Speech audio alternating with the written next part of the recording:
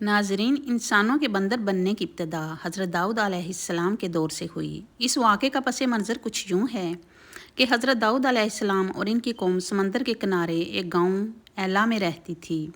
ان کی تعداد تقریباً 70,000 کے قریب تھی۔ یہ قوم بہت خوشحال اور اللہ تبارک و تعالیٰ کی فرما بردار تھی۔ اللہ نے انہیں بے شمار نعمتوں سے نوازا تھا۔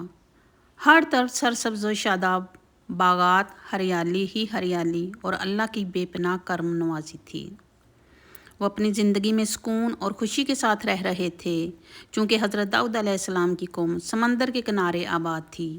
اس لیے اللہ تعالیٰ ان پر یہ خاص کرم تھا کہ سمندر کے کنارے بے شمار مچھلیاں آتی تھیں، جن کے ذریعے وہ کاروبار کرتے تھے اور خوشحال زندگی گزارتے تھے۔ مگر جب یہ قوم اللہ تعالیٰ کی نعمتوں میں ڈوب کر خوشحال ہوئی تو وہ نافرمانی پر اتر آئی اور طرح طرح کے گناہوں میں مبتلا ہو گئی۔ پھر ایک دن اللہ تعالیٰ نے ان کا امتحان لینے کے لیے فرمایا اور حضرت داؤد علیہ السلام پر وحی نازل کی کہ اپنی قوم سے کہہ دو کہ ہفتے کے دن مچھلی کا شکار کرنا بند کر دیں۔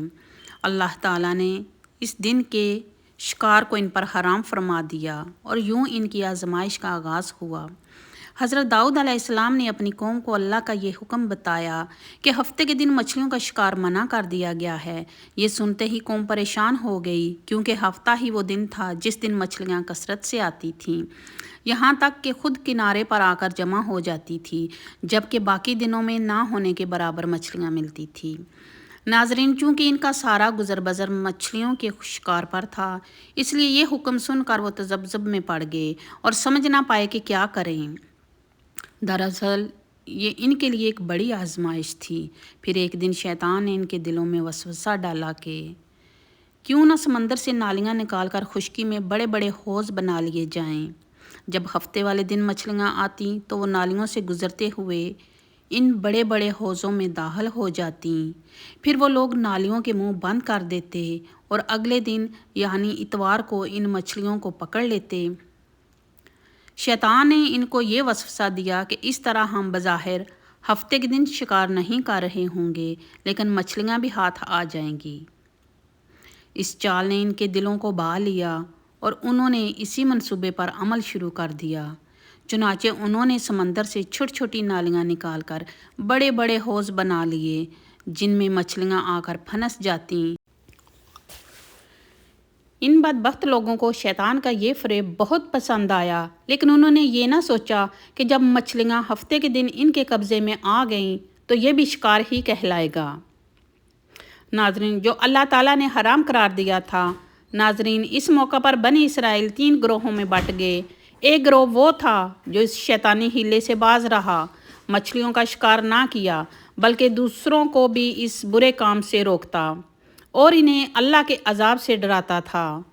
دوسرا گروہ وہ تھا جو اس نافرمانی کو دل میں برا جانتا تھا، مگر خاموش رہا، نہ خود شکار کیا نہ دوسروں کو روکا۔ وہ منع کرنے والوں سے کہتے تھے، تم ایسی قوم کو نصیحت کیوں کرتے ہو جنہیں اللہ عنقریب ہلاک کرنے والا ہے اور جن پر دردناک عذاب نازل ہونے والا ہے۔ جبکہ تیسرا گروہ وہ تھا جو سراسر نافرمانی اور سرکش تھا۔ انہوں نے اللہ تعالیٰ کے حکم کی کھلم کھلا مخالفت کی، شیطان کے فریب کو مان لیا اور ہفتے کے دن شکار کرنے لگے۔ وہ مچھلیاں پکڑتے، کھاتے اور بیچتے، گویا اللہ کے حکم کا انکار کر دیا۔ حضرت داؤد علیہ السلام کی قوم میں ایسے 1200 نافرمان لوگ تھے جو بار بار سمجھانے کے باوجود باز نہ آئے۔ حضرت داؤد علیہ السلام نے انہیں اللہ کے عذاب سے ڈرایا، انہیں نافرمانی سے توبہ کرنے کی تلقین کی، مگر ان کے دلوں پر مہر لگ چکی تھی۔ وہ نہ سمجھے، نہ باز آئے اور مسلسل اسی گناہ میں مبتلا رہے۔ انہوں نے اپنے اور ان نافرمانوں کے درمیان ایک مضبوط دیوار کھڑی کر دی، جس کی ایک طرف وہ 1200 نافرمان لوگ رہتے تھے اور دوسری طرف وہ لوگ جنہوں نے اللہ تعالیٰ کے حکم کی پابندی کی اور شکار سے باز رہے۔ حضرت داؤد علیہ السلام ان سرکشوں کو بار بار سمجھایا، اللہ کے عذاب سے ڈرایا، مگر وہ اپنی نافرمانی سے باز نہ آئے۔ وہ روز بروز گناہ میں بڑھتے گئے اور اللہ تعالیٰ کے حکم کی صریح خلاف ورزی کرتے رہے۔ آخر ایک دن حضرت داؤد علیہ السلام نے غصے میں آ کر ان پر لعنت فرمائی اس کے بعد ایک عجیب منظر دیکھنے میں آیا۔ اگلی صبح کوئی بھی نافرمان اپنے گھر سے باہر نہ نکلا۔ وہ دیکھ کر باقی لوگ حیران رہ گئے اور جاننے کے لیے ان کے گھروں کے دروازوں پر گئے۔ جب انہوں نے دروازے کھولے تو وہ چونک اٹھے، کیونکہ وہ تمام نافرمان لوگ بندروں کی شکل میں مسخ ہو چکے تھے۔ اللہ تعالیٰ نے ان کی نافرمانی کی سزا کے طور پر ان پر اپنا دردناک عذاب نازل فرمایا اور انہیں انسان سے بندر بنا دیا۔ ناظرین، جب لوگ ان کے گھروں میں داخل ہوئے تو وہ بندر اپنے رشتہ داروں کو پہچانتے تھے، ان کے پاس آ کر ان کے کپڑوں کو سونگھتے، ان کے قدموں سے لپٹ جاتے اور زاروں قطار روتے تھے، لیکن بول نہیں سکتے تھے۔ ان کے چہروں سے ندامت اور حسرت جھلک رہی تھی۔ اللہ تعالیٰ کے ان نافرمان بندر بن جانے والے لوگوں کی تعداد 12,000 تھی۔ اللہ تعالیٰ نے قرآن مجید میں اس واقعے کا ذکر کرتے ہوئے فرمایا، اور بے شک تم ان لوگوں کو جانتے ہو جنہوں نے ہفتے کے دن سرکشی کی، تو ہم نے ان سے کہا کہ ہو جاؤ بندر ذلیل اور دھتکارے ہوئے۔ سورۃ البقرہ آیت نمبر 65۔ یوں حضرت داؤد علیہ السلام کی قوم کے یہ 12,000 نافرمان اللہ کے حکم سے بندر بن گئے۔ وہ 3 دن تک زندہ رہے، لیکن نہ کچھ کھا سکے نہ پی سکے، بھوک پیاس اور دکھ میں تڑپتے رہے، یہاں تک کہ 3 دن کے اندر سب کے سب ہلاک ہو گئے۔ اللہ تعالیٰ نے ان لوگوں کو جو نافرمانی سے باز رہے اور دوسروں کو برائی سے روکتے تھے، اس عذاب سے محفوظ رکھا، حتیٰ کہ وہ لوگ بھی جنہوں نے شکار کو برا جانا مگر خاموش رہے، اللہ کے فضل سے اس عذاب سے بچا لیے گئے۔ ناظرین، اب بات یہ ہے کہ آیا آج کے دور کے بندر انہی لوگوں کی نسل ہیں یا نہیں؟ روایات میں آیا ہے کہ حضرت عبداللہ بن مسعود رضی اللہ تعالیٰ عنہ سے روایت ہے کہ کسی نے نبی کریم صلی اللہ علیہ وآلہ وسلم سے پوچھا کہ کیا آج کے بندر حضرت داؤد علیہ السلام کی قوم کے ہیں؟ آپ نے فرمایا، جس قوم پر عذاب نازل کیا جاتا ہے یا جن کی صورتیں مسخ کی جاتی ہیں، وہی لوگ اس عذاب کے شکار ہوتے ہیں، اور پھر اللہ تعالیٰ انہیں ہلاک کر دیتا ہے اور ان کی نسل آگے نہیں بڑھتی۔ لہٰذا یہ غلط خیال ہے کہ آج کے بندر انہی لوگوں کی نسل ہیں۔ وہ لوگ محض 3 دن تک زندہ رہے اور پھر سب ہلاک ہو گئے۔ اللہ تعالیٰ نے ان نافرمانوں کو صفحہ ہستی سے مٹا دیا۔ حضرت داؤد علیہ السلام نے اپنی قوم کے خرچ کے لیے بیت المال سے کچھ نہ لیا۔ اس بات پر آپ نے دعا کی، اے اللہ، مجھے کوئی ایسا کام سکھا دے جو میں اپنے ہاتھ سے کر کے اہل و عیال کے اخراجات پورے کر سکوں اور عوام کی خدمت بلا معاوضہ انجام دے سکوں۔ تو آپ پر وہ ہنر نازل ہوا کہ آپ لوہے کو موم کی طرح نرمی میں تبدیل کر دیتے تھے، جتنا کھینچتے یا جس طرح موڑتے لوہا ویسے ہی مڑ جاتا۔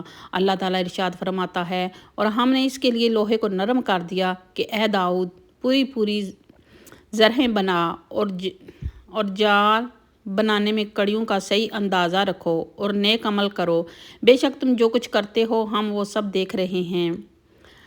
صحیح روایتوں کے مطابق آپ بغیر آگ یا بٹی کے ہاتھ سے لوہے کو موڑتے، ہتھوڑے یا دوسرے اوزار کی ضرورت نہ ہوتی۔ لوہا ہاتھ میں آتے ہی دھاگے کی طرح نرم ہو جاتا تھا اور آپ اسی سے زرہ اور کڑیاں بناتے تھے۔ بعض مفسرین کے مطابق آپ دنیا میں سب سے پہلے زرہ بنانے والے تھے۔ آپ ایک دن میں ایک زرہ تیار کر لیتے جو 600 درہم میں فروخت ہوتی تھی۔ اس آمدنی سے گھر کے اخراجات اور عوام کے کھانے پینے کا انتظام کیا جاتا تھا۔ ناظرین، جیسا کہ قرآن کریم میں اللہ تعالیٰ کا ارشاد ہے، اور ہم نے داؤد کو زرہ بنانا سکھایا تاکہ وہ تمہیں تمہاری لڑائیوں میں محفوظ رکھے۔ اس سے یہ بات ظاہر ہوتی ہے کہ زرہ بنانے کی ترکیب خود خدا نے حضرت داؤد علیہ السلام کو سکھائی۔ پرانے زمانے میں جنگوں میں زرہ ایک مضبوط لوہے کا کرتا ہوتا تھا جو جسم کو تلواروں اور نیزوں کے وار سے محفوظ رکھتا۔ چونکہ اللہ تعالیٰ نے داؤد علیہ السلام کے لیے لوہا نرم کر دیا تھا، اس لیے آپ بغیر بٹی یا ہتھوڑے کے لوہے کو موڑ کر بڑی آسانی سے زرہیں تیار کرتے تھے۔ یہ بات اس حقیقت کو بھی ظاہر کرتی ہے کہ اشیاء ضرورت کی ایجاد، صنعت و حرفت اور ہنر دراصل اللہ تعالیٰ کی تعلیمات میں شامل ہے۔ حق تعالیٰ نے اپنے برگزیدہ پیغمبروں کو خود مختلف فنون اور پیشے سکھائے تاکہ انسان اپنے ہاتھ کی محنت سے روزی کمائے اور مخلوق خدا کو فائدہ پہنچائے۔ قرآن میں حضرت نوح علیہ السلام کے بارے میں بھی فرمایا گیا، اور ہم نے وحی بھیجی کہ ہمارے سامنے اور ہمارے حکم سے کشتی بناؤ، یعنی کشتی سازی کا فن براہ راست وحی کے ذریعے سکھایا گیا۔ اس طرح محدث کبیر حافظ شمس الدین ذہبی کی کتاب طبع النبوہ میں یہ روایت منقول ہے کہ انسانی زندگی کے جتنے اہم فنون ہیں، मकान बनाना, कपड़ा बुनना, दरख्त लगाना, खाने की चीज़ें तैयार करना, नक्लो हरकत के लिए पहिया ईजाद करना, ये सब फ़नून अल्लाह ताला ने अपने अंबिया को वही के ज़रिए सिखाए। रसूल अकरम सल्लल्लाहु अलैहि वसल्लम ने भी इरशाद फरमाया, जो हुनरमंद अपनी सनत में नेक नियति से काम करे और खल्क़ खुदा की खिदमत का जज्बा रखे, इसकी मिसाल हज़रत उम्मे मूसा अलैहिस्सलाम की तरह है, जिन्होंने अपने ही बच्चे को दूध पिलाया और अजर फ़िरौन के घर से पाया। अब आइए हज़रत दाऊद अलैहिस्सलाम के एक अदालती वाक़े की तरफ। एक मुकदमा पेश हुआ जिसमें एलिया नामी बागबान का बाग यूहन्ना चरवाहे की बकरियों ने रात के वक्त घुस कर तबाह कर दिया था। जब मुकदमा हज़रत दाऊद अलैहिस्सलाम के सामने आया तो आपने इंसाफ के तकाजे के मुताबिक फ़ैसला फरमाया कि चूँकि बकरियों के चरने से बाग का नुकसान बकरियों की कीमत के बराबर है, लिहाजा बतौर तावान यूहन्ना की बकरियाँ एलिया के हवाले कर दी जाएं। अल्लाह ताला ने इस मौका पर कुरान में फरमाया, और हम इस फ़ैसले को देख रहे थे जो वो दोनों कर रहे थे। ये वाक़या इस बात की दलील है कि हज़रत दाऊद अलैहिस्सलाम को अल्लाह ने अदल व इंसाफ का ख़ास इल्म अता फरमाया था, ताकि वो न सिर्फ हुक्मरानी करें बल्कि अदल इलाही को ज़मीन पर नाफज करें। बाद में इस फ़ैसले में हज़रत सुलेमान अलैहिस्सलाम की राय भी पेश की गई, जिससे मज़ीद हिकमत और इंसाफ का पहलू सामने आया, जिसका तज़किरा आगे कुरान करीम में बतौर मिसाल किया गया। बाद मुफस्सिरीन ने बाग की बजाय खेत का जिक्र किया है। अब्दुल्ला बिन मसूद रज़ी अल्लाह अन्हु फरमाते हैं कि ये खेत अंगूर की तरह था जिससे होशे लटक रहे थे। इब्न अब्बास रज़ी अल्लाह अन्हु फरमाते थे कि हज़रत दाऊद अलैहिस्सलाम का ये फ़ैसला सुनकर बकरियों वाले अपनी बकरियां देकर सिर्फ कुत्तों को साथ लेकर वापस जा रहे थे कि हज़रत सुलेमान अलैहिस्सलाम ने इनसे पूछा, तुम्हारा फ़ैसला क्या हुआ? उन्होंने खबर दी तो आपने फरमाया कि मैं अगर इस जगह होता तो इसी तरह फ़ैसला करता। जब इसकी इत्तला हज़रत दाऊद अलैहिस्सलाम को मिली तो उन्होंने हज़रत सुलेमान अलैहिस्सलाम को बुलाकर पूछा कि अगर ये मामला तुम्हारे सामने आता तो क्या करते? हज़रत सुलेमान अलैहिस्सलाम ने अर्ज़ किया कि मैं बागबान को बकरियां दिलवाता ताकि वो इन बकरियों के दूध से फ़ायदा उठाए और इनसे बच्चे हासिल करे, और यूहन्ना को हुक्म दूँ कि वो बाग की आबियारी करें। जब बाग अपनी असली हालत पर आ जाए तो वो बाग या खेत असल मालिक को लौटा कर अपनी बकरियां इसे हासिल कर ले। इस पर दाऊद अलैहिस्सलाम ने हज़रत सुलेमान अलैहिस्सलाम का फ़ैसला नाफिज कर दिया।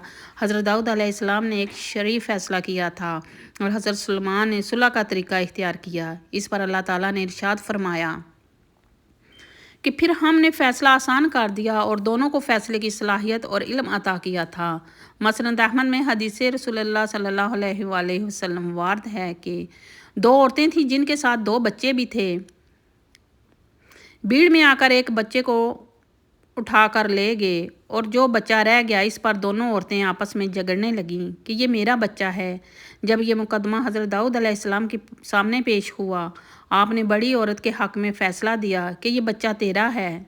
जब ये वहाँ से निकली तो रास्ते में हज़रत सुलेमान अलैहिस्सलाम थे। उन्होंने दोनों को बुलाकर फरमाया कि छोटी लो, मैं इस बच्चे को काट कर आधा आधा दोनों को दे दूंगा। इस पर बड़ी औरत खामोश होगी, मगर छोटी ने हाय शुरू कर दिया कि खुदा आप पर रहम करे, आप ऐसा ना कीजिए, बल्कि ये लड़का इसी का है, इसको दे दीजिए। हज़रत सुलेमान अलैहिस्सलाम इस मामले को समझ गए और बच्चे को छोटी औरत के हवाले कर दिया। ये हदीस बुखारी व मुस्लिम शरीफ में भी वारिद है। इब्न कसीर ने इब्न असाकिर के हवाले से रवायत नकल की है कि एक रईस ने खूबसूरत औरत से बुरा इरादा किया, मगर वो नाफरमानी से बाज रही। इस पर वो रईस नाराज़ हुए और आपस में मिलकर हज़रत दाऊद अलैहिस्सलाम की अदालत में जाकर सब ने गवाही दी कि ये औरत कुत्ते से ऐसा अमल करती है। चारों के मुतफ़िका बयान पर हुक्म हुआ कि इसे रजम किया जाए। इसी शाम हज़रत सुलेमान अलैहिस्सलाम अपने हम उम्र लड़कों के साथ बैठे थे और चार लड़कियां इन लोगों की तरह आपके पास इस मुकदमे को लाईं और औरत का नक्शा यही कहा। आपने हुक्म दिया कि इन चारों को अलग अलग कर दो। फिर एक को अपने पास बुलाया और इससे कुत्ते का रंग पूछा तो इसने कहा स्याह, दूसरे ने कहा सुरख, तीसरे ने कहा हाकी, चौथे ने कहा सफ़ेद। आपने इस वक्त फ़ैसला दे दिया और इन चारों को सज़ा दी गई। नाजरीन, उम्मीद करते हैं कि आपको हमारी वीडियो पसंद आई है। कमेंट बॉक्स में अल्लाह के 99 नामों में से एक नाम ज़रूर टाइप करें। اور پلیز چینل کو سبسکرائب، لائک اور شیئر کریں۔